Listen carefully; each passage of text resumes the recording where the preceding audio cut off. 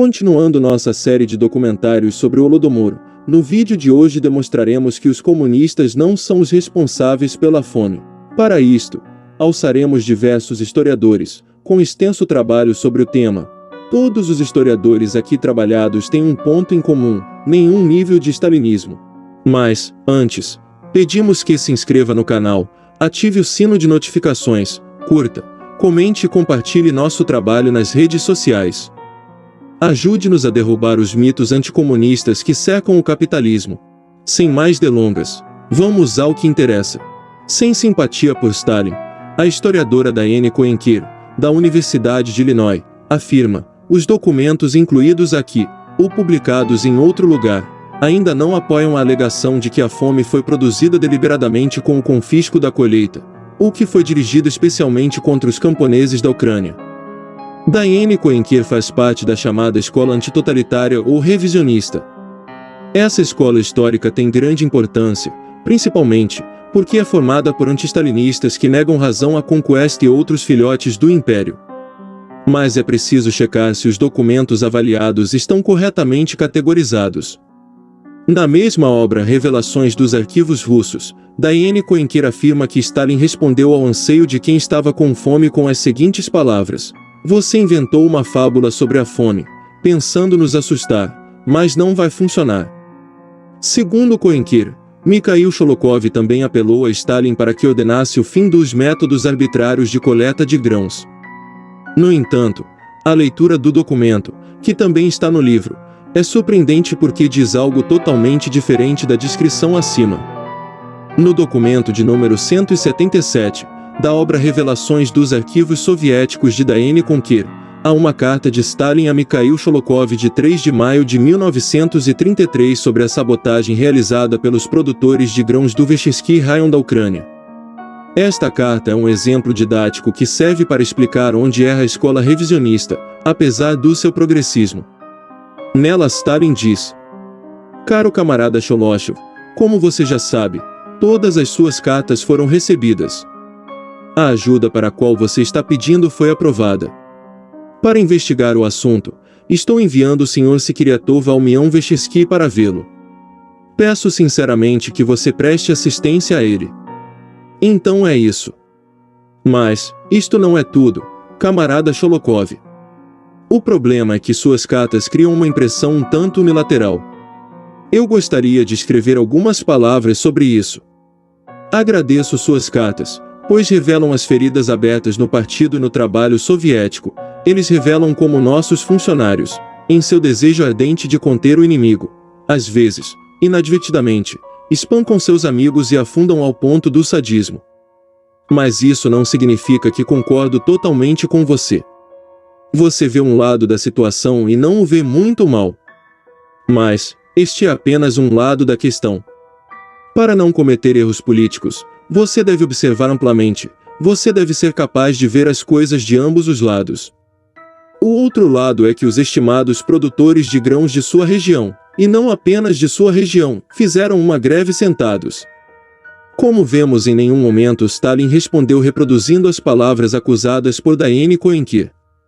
Por isto é preciso refazer o estudo dos documentos sob orientação da teoria materialista, dialética e leninista da avaliação de provas e evidências históricas. Há marxistas, há leninistas defendendo o socialismo real, mas não há um bom material produzido por esta corrente sobre teoria da história, por enquanto. Sobre os comentários realizados por Diane Coenquer, apesar deste problema, a autora não vê a fome como um instrumento para erradicar os ucranianos. Mais uma vez a tese da existência do Holodomor é atacada com sucesso, bem como é desmentida a ideia errada de que a fome foi um genocídio. Numa linha diferente, mas com a defesa da mesma tese, voltada para o estudo dos desastres naturais, Mark Tauger afirma que ele, e uma série de outros estudiosos mostram conclusivamente que a fome de 1931 a 1933 não se limitou de forma alguma à Ucrânia, por isto, não foi uma fome produzida pelo homem. Deste modo, ele desmente a escola do totalitarismo na questão da fome de 1932 a 1933, afirmando: mostramos que o livro do Sr. Conquest sobre a fome está repleto de erros e inconsistências e não merece ser considerado um clássico, mas sim outra expressão da Guerra Fria. Sobre a fome, Talger recomenda as suas publicações, A Colheita de 1932 e A Fome Soviética de 1932 a 1933, e Desastre Natural e Ações Humanas na Fome Soviética de 1931 a 1933. Esses dois artigos mostram que a fome resultou diretamente de uma colheita muito menor do que oficialmente reconhecida. Estes textos de Talger demonstram que esta pequena colheita, por sua vez, foi o resultado de um complexo de desastres naturais que, com uma pequena exceção, nenhum estudioso anterior já discutiu ou mesmo mencionou. Este é um debate pouco esclarecido nestes termos. As notas de rodapé do artigo de Carl Beck contêm citações extensas de fontes primárias, bem como de fontes secundárias ocidentais e soviéticas, entre outras utilizadas pelos historiadores Penner, Whitcroft e Davis, que comprovam ainda mais esses pontos, e incito os leitores interessados a examinar essas obras também. John Arch Gary afirmou que a fome não foi realizada de maneira intencional. Ele critica duramente a direção bolchevique, afirma que suas políticas foram equivocadas, mas reconhece que os bolcheviques tentaram evitar a exportação de grãos e produtos agrícolas para conter a fome. Afirma Gary: não sou um especialista em fome ucraniana, mas estou familiarizado com as pesquisas recentes de vários estudiosos sobre o assunto, e penso muito na pesquisa ampla e profunda que Mark Talger conduziu ao longo de muitos anos. Essa familiaridade me leva a acreditar que não existem respostas simples para isso. Uma fome produzida pelo homem não é o mesmo que uma fome deliberada ou feita pelo ou para o terror. Esta foi uma fome originalmente causada por quebra de safra e agravada por políticas inadequadas. Gary se aproxima muito da hipótese que defendemos, de que os fatores humanos foram mais agravantes do que a causa do problema.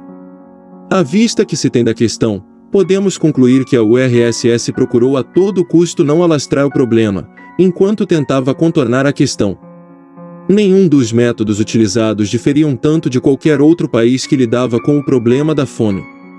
Lembremos que na transição para o socialismo, resta uma série de práticas comuns entre estados capitalistas e os que estão caminhando para o socialismo. Gary afirmou que de início os jornalistas não puderam realizar qualquer reportagem na região porque o governo soviético se esforçava para conter o progresso da fome.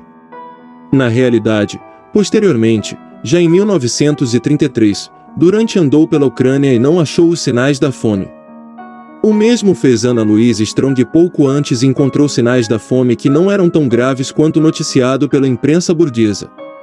Ela afirma: por 2 anos a agricultura foi deslocada, não como muitas vezes afirmado, pela imposição da coletivização por Moscou, mas porque a população local, ansiosa para usar tratores prometidos, organizou fazendas coletivas 3 vezes mais rápido do que o plano exigia. Há um mito de que a fome existiu por causa exclusivamente dos confiscos de grãos. No entanto, temos de lembrar que Viktor Zheskov também retratava os famosos confiscos ilegais que eram punidos severamente pelos bolcheviques. Ele relata a situação nos mínimos detalhes. Segundo Zheskov, não era nada incomum quando vários departamentos usavam indevidamente os fundos de alimentação alocados para colonos especiais, ou seja, eles na verdade roubavam pessoas que estavam à beira da fome, para lucrar com a especulação da venda dos grãos. Neste sentido, Zheskov afirma que, na resolução da Comissão de Execução do Conselho de Comissários do Povo da URSS, de 17 de novembro de 1932, foi enfatizado o desvio desses fundos de grãos. Com o intuito de conter o problema, as autoridades aprovaram a imposição de penalidades e ação penal. Estas ações penais eram executadas pela OGPU da região dos Urais, territórios da Sibéria Ocidental, Sibéria Oriental e Extremo Oriente de vários trabalhadores do Comissariado do Povo, contra os culpados de desvio de 4.000 toneladas de fundos de grãos, destinada ao abastecimento de famílias de assentados especiais. Podemos observar que este decreto obrigou o Comissariado do Povo da URSS a introduzir, a partir de 1º de janeiro de 1933, um sistema de racionamento para o abastecimento das famílias de colonos especiais. Os possíveis erros humanos em nossa visão são secundários. Zheskov sobre isso afirma: o principal obstáculo à inclusão daqueles que morreram de fome em 1933 entre as vítimas exatamente do terror político, com a formulação desenvolvida pelas organizações de direitos humanos, como fome artificialmente organizada para causar a morte em massa, é o fato de que a política fiscal era um fator secundário, e o principal era um desastre natural e a seca. Portanto, nem o objetivo de causar mortes em massa havia. Simplesmente a liderança política da URSS não previu e não antecipou tais consequências negativas da sua política fiscal em condições de seca. Na mesma esteira seguem outros pesquisadores. Afirma Alexander Deiling, de Stanford, o pai da moderna sovietologia, que não há evidências de que a fome de 1932 a 1933 foi, intencionalmente, dirigida contra os ucranianos. Isto estaria totalmente em desacordo com o que sabemos, não faz sentido.